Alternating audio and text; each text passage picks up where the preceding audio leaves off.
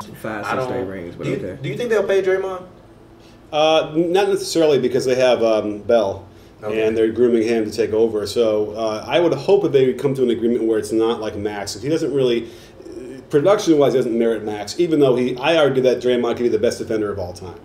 I think. I want to hear this argument. Yes, please. What is this argument? Yeah, people come at me. Maybe talk about. Forget me even introducing myself. Y'all know who I am. Pavers Volume 1 out right now. Go get that at Pavers on Twitter. The floor is yours. Thank you. Well, listen, I get a lot of crap on Twitter for that. Can we swear? Yeah, say whatever you want to. All right, so good. And here's the thing. We got, like, who do we have in that conversation? You got Rodman, Pippen, Wallace, Ben Wallace. Yeah, and and maybe like Bill Russell, right? Mm-hmm. And by the way, we have to judge all these people in their own GP era. as well. GP. Gary Payton. Okay, fair enough. So Kawhi is in there, I think. Yeah, Kawhi. All right, so we got about six or seven guys, right? Now, here's the thing. Dennis Rodman, for instance, and even Ben Wallace. Ben Wallace was never required to guard him in the perimeter, right? They didn't switch it and do that kind of stuff. So we never really saw if he could do that. So it's not really fair to say he couldn't do it.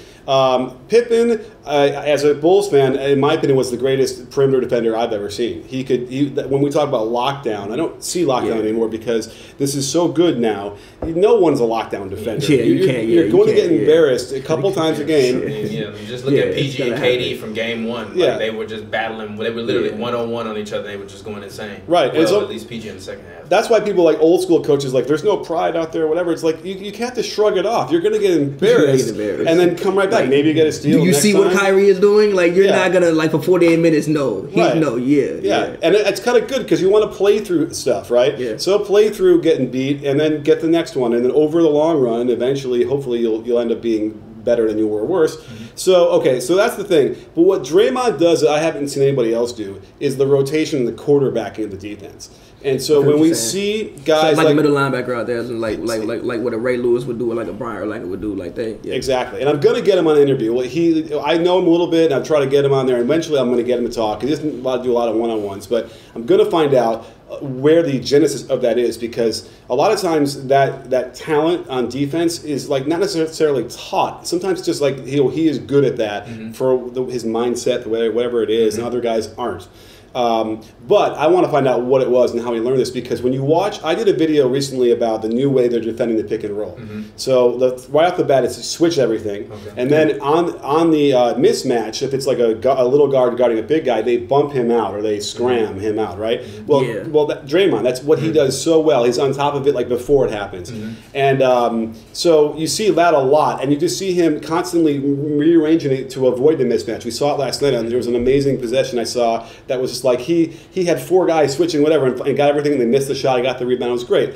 So his help defense, his block shots from the weak side, all that stuff is just so impressive to me. And plus, he can defend guards. He can get out there and he can move long arms. Actually, we were having this argument last night. I'm so glad he's here.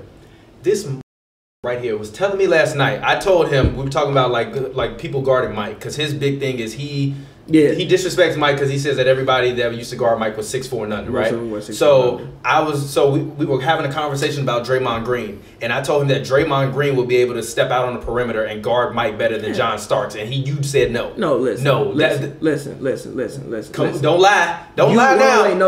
Listen. We were having an argument, and you said that they would beat them because you just throw Draymond Green on Mike, and I said no. I didn't say throw Draymond Green. I said if he gets switched on to Draymond Green will be able to guard Mike. And yeah, Mike will still get buckets. I said that, and then I said, you telling me Draymond not gonna do a better job than John Starks? I mean, and you said I don't know, and I said what the?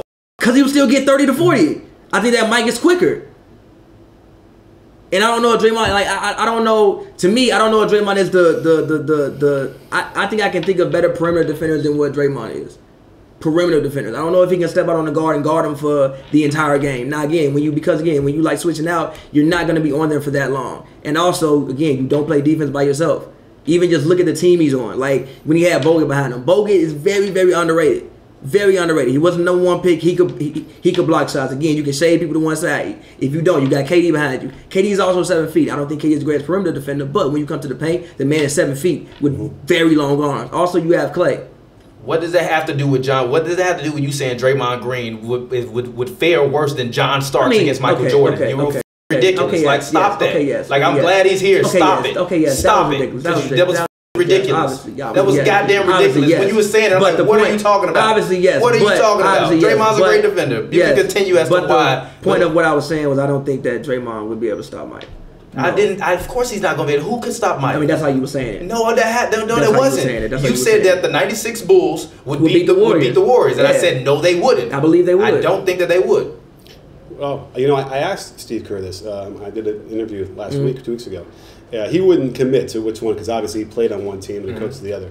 But I answered it for him. I think the Bulls might win that one. Really? I think they would win that one. But it would be, listen, it would be an amazing series, So I would love to see that. And how many games?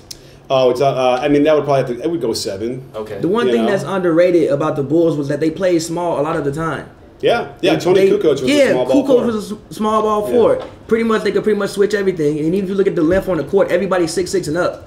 Yeah. So like Harper, Pippen, Mike doing this, covering up half of the court.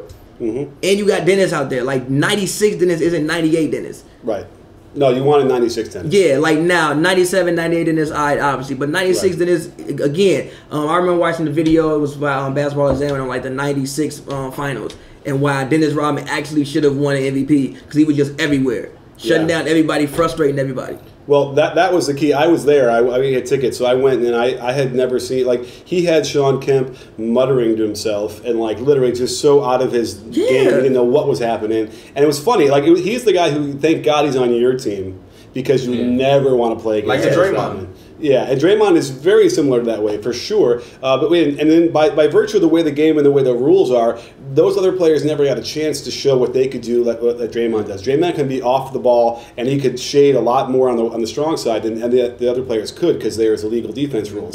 So it's a little bit unfair. So, but we got to deal. We got to deal with, and I just haven't seen a guy like this since Draymond's gotten there who can cover the court like that and just control the defense all the way through. He is like the Michael Jordan in my mind on the defensive end without ever scoring a point. And so I do want to make a point of saying that John Starks, there was nobody I hated more than John Starks growing up then because that was the Bulls-Knicks ruined countless Mother's Days. So we be honest. They'd always have this game on Sunday and they'd be so intense and me and my dad would be like screaming at our family after that for the dinner, right?